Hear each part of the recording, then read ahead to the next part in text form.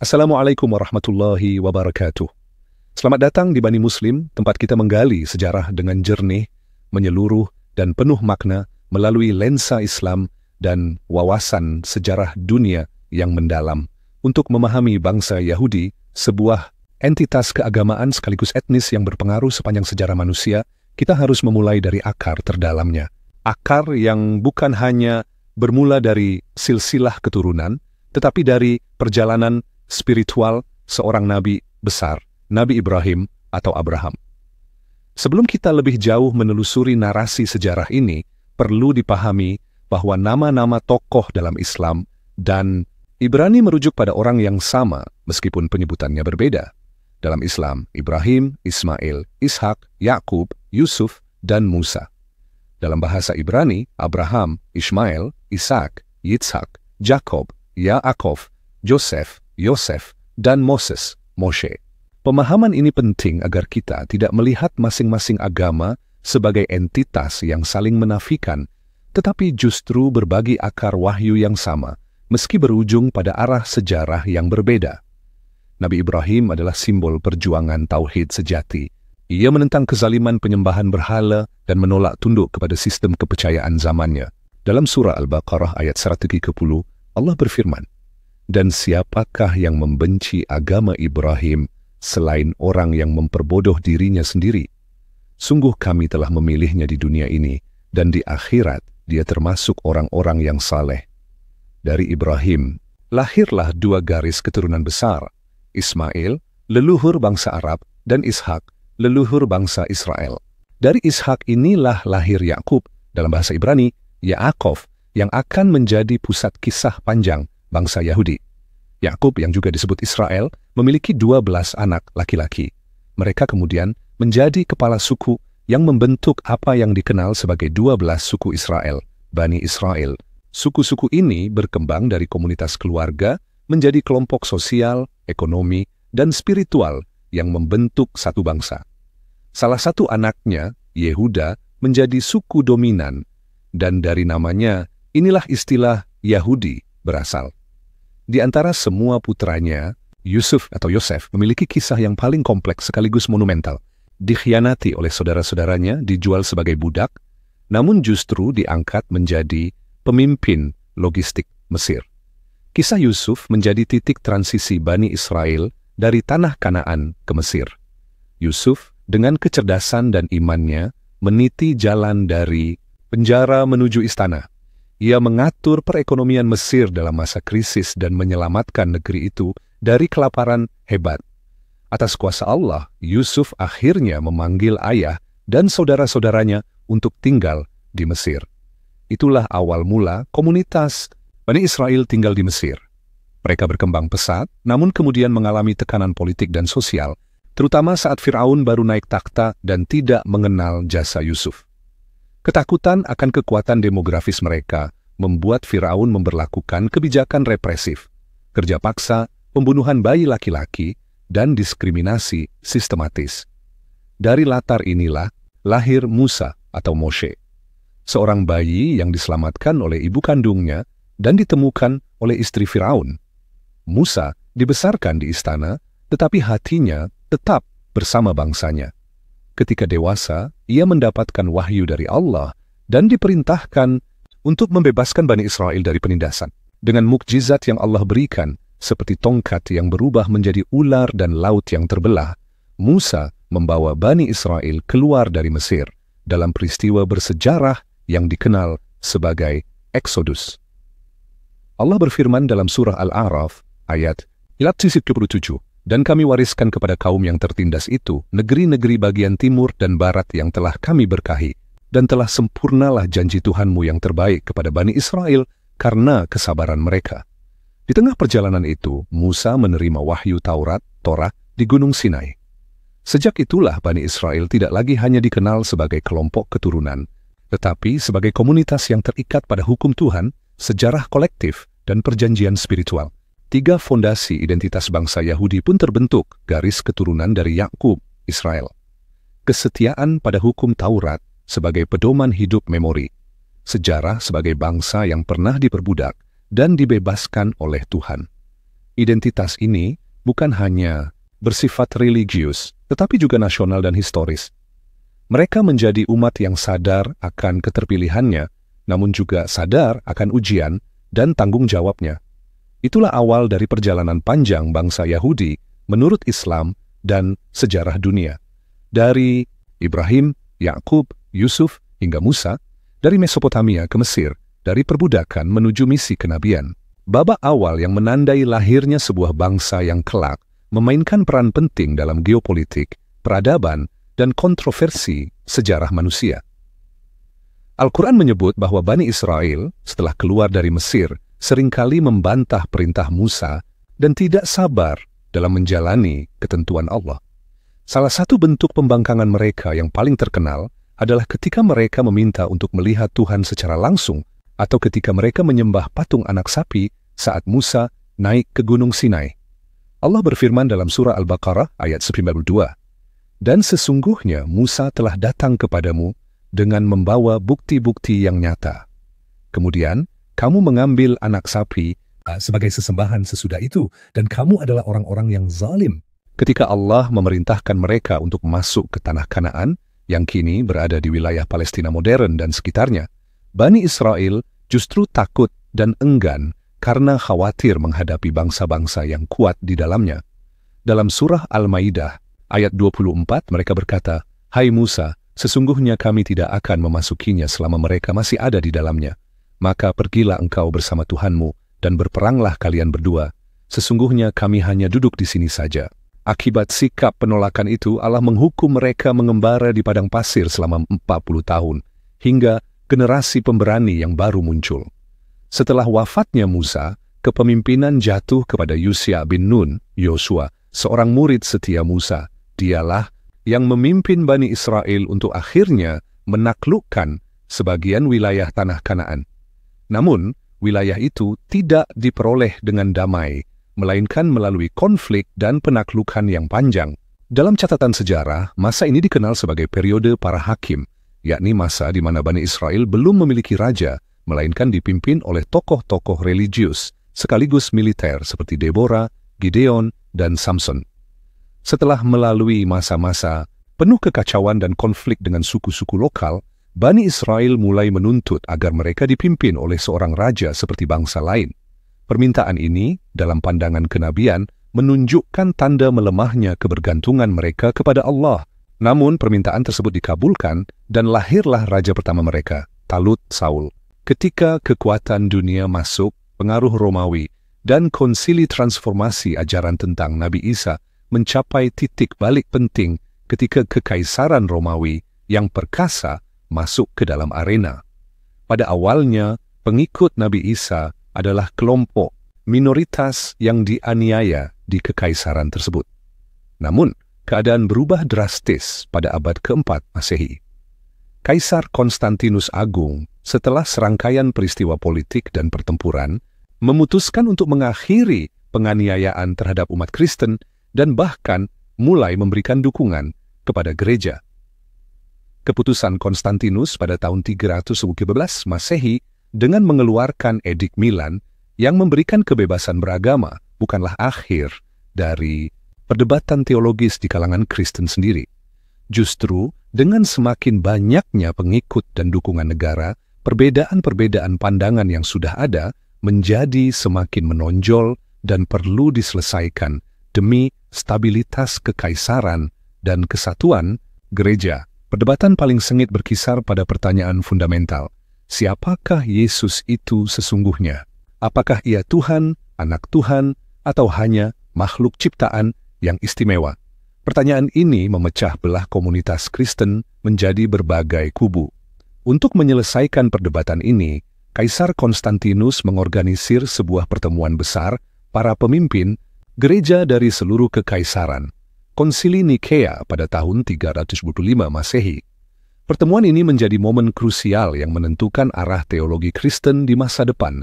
Dalam konsili ini, perdebatan utama adalah antara ajaran yang menganggap Yesus sehakikat dengan Bapa, kemudian mengarah pada konsep Trinitas, melawan ajaran Arius, Arianisme, yang berpendapat bahwa Yesus adalah makhluk ciptaan yang paling mulia tetapi bukan sehakikat dengan Tuhan.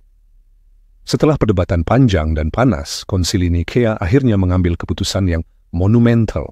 Mereka mengutuk ajaran Arianisme dan menetapkan Credo Nisea yang menyatakan bahwa Yesus adalah Tuhan sejati dari Tuhan sejati, sehakikat dengan Bapa. Meskipun konsep Trinitas, Tuhan sebagai satu hakikat dalam 3 pribadi, Bapa, Anak, dan Roh Kudus, belum sepenuhnya dirumuskan seperti yang dikenal sekarang, keputusan Nikea menjadi fondasi utama yang mengarah pada doktrin Trinitas yang diterima oleh mayoritas gereja Kristen. Keputusan ini yang disahkan dengan dukungan Kekaisaran Romawi secara efektif meminggirkan pandangan-pandangan yang lebih menekankan keesaan Tuhan yang tunggal atau status Nabi Isa sebagai Rasul semata, seperti yang diyakini oleh sebagian pengikut awal dan kemudian ditegaskan dalam Islam. Ajaran yang dulunya bervariasi dan mencakup pandangan yang lebih dekat dengan Tauhid, kini mulai disatukan di bawah sebuah doktrin sentral yang baru, yang sebagian besar didorong oleh kebutuhan politik kekaisaran untuk memiliki agama yang seragam. Dengan status resmi sebagai agama kekaisaran dan doktrin yang mulai terkonsolidasi, agama Kristen menyebar dengan pesat ke seluruh wilayah Romawi dan seterusnya. Gereja menjadi sebuah institusi yang kuat dan ajaran yang disepakati di konsili-konsili seperti Nikea, Konstantinopel, Efesus, dan Chalcedon di abad-abad berikutnya menjadi standar ortodoksi yang diterima. Pandangan bahwa Yesus adalah Tuhan yang menjelma menjadi manusia dan bagian dari Trinitas menjadi ciri khas utama ajaran Kristen yang semakin membedakannya dari ajaran asli Nabi Isa yang menekankan tauhid murni sebagaimana dipahami dalam Islam. Babak kelima, Al-Quran bicara klarifikasi dari langit di tengah gelombang perubahan dan pergeseran ajaran tentang Nabi Isa. Berabad-abad setelah pengangkatannya, muncullah cahaya baru di semenanjung Arabia.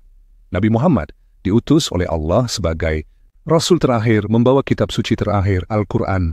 Salah satu misi penting Al-Quran adalah untuk meluruskan kembali penyimpangan-penyimpangan dalam pemahaman manusia tentang Tuhan dan para Rasulnya, termasuk siapa Nabi Isa sebenarnya.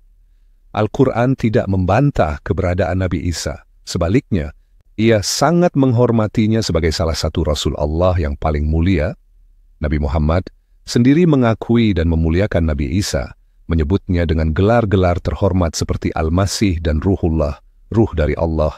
Al-Quran menegaskan bahwa Nabi Isa lahir melalui mukjizat, memiliki mukjizat-mukjizat luar biasa seperti menyembuhkan orang sakit dan menghidupkan orang mati dengan izin Allah.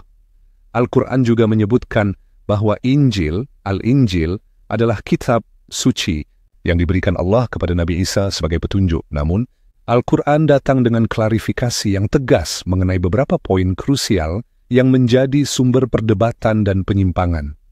Status ketuhanan Nabi Isa. Al-Quran dengan tegas membantah pandangan bahwa Nabi Isa adalah Tuhan atau anak Tuhan. Ayat-ayat Al-Quran berulang kali menekankan bahwa Allah adalah Esa, tunggal, tidak beranak, dan tidak diperanakkan. Nabi Isa adalah seorang hamba Allah dan Rasul-Nya. Contohnya dalam surah Al-Ma'idah, Libsita 116, Allah akan bertanya kepada Nabi Isa di hari kiamat, apakah ia pernah menyuruh manusia menyembahnya dan ibunya selain Allah? Dan Nabi Isa akan menjawab bahwa ia hanya memerintahkan manusia untuk menyembah Allah, Tuhannya dan Tuhan mereka. Ini adalah bantahan langsung terhadap doktrin Trinitas dan deifikasi Nabi Isa. Peristiwa penyaliban Al-Quran secara eksplisit menyatakan bahwa Nabi Isa tidak disalibkan dan tidak mati di kayu salib. Dalam surah An-Nisa 4:1-8 dijelaskan bahwa mereka yang mengklaim telah menyalibkan Isa sebenarnya tidak membunuhnya dan tidak menyalibnya, tetapi diserupakan bagi mereka, yaitu orang lain yang disalibkan menyerupai Isa, dan Allah mengangkat Nabi Isa kepadanya. Ini adalah inti perbedaan narasi dengan pandangan Kristen tentang penyaliban Al-Injil. Injil, sementara mengakui Injil sebagai wahyu Allah yang diberikan kepada Nabi Isa, Islam berpendapat bahwa Injil yang ada saat ini, yang tercakup dalam Alkitab, telah mengalami perubahan, penafsiran, dan tambahan oleh tangan manusia, sehingga tidak lagi murni seperti wahyu asli yang diturunkan kepada Nabi Isa. Ajaran asli Injil, menurut Islam, sepenuhnya selaras dengan ajaran tauhid dan syariat Allah, seperti yang juga dibawa oleh nabi-nabi sebelum dan sesudah Nabi Isa. Melalui Al-Quran, Islam berusaha untuk meluruskan apa yang dianggap sebagai penyimpangan dari ajaran asli Nabi Isa, terutama terkait status ketuhanan dan peristiwa penyaliban. Ini bukanlah upaya untuk mengubah ajaran Nabi Isa, melainkan untuk mengembalikan pemahaman tentang dirinya kepada posisi yang benar sesuai dengan wahyu Allah.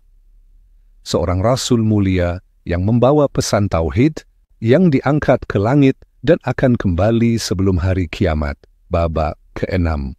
Sang Rasul yang akan kembali, janji akhir.